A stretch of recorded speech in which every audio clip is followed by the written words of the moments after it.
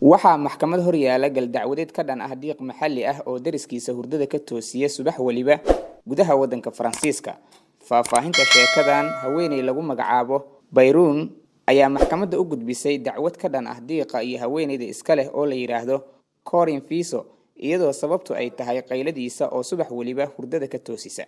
qareenka haweeneydan u doodaya ayaa waxa uu dalbanayaa in la siiyo lacag magdhow ah oo gaaraysa euro, iyaga oo doonaya in lacagtan loo diro qoysaska badmaaxiyada ee badda ku nafwaayay. waxaa xusid mudan in dacwadani aysan ahayn mid ugub ah. xagaagii sanadkii 2017 ayaa haweeney waayeel ah waxa ay goosatay inay xad u samayso qaylada diiqa oo subax waliba hurdada ka toosiya.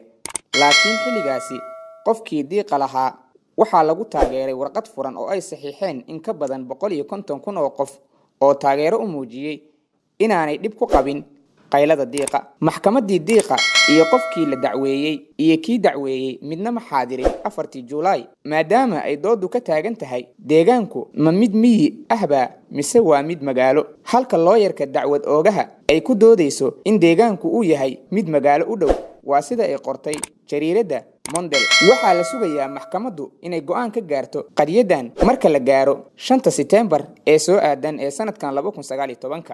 dadka digaaga dhaqda ayaa qadiyadan si aad u dhow ula socda, iyaga oo ka baqanaya in qadiyadani ay dhibaato u keento. halka duqa magaalada Kirundi ay soo jeedisay in codka miyiga loo aqoonsado hanti qaran oo aan muran laga keeni karin. soo jeedintaas oo ay dadku aad u soo dhaweeyeen.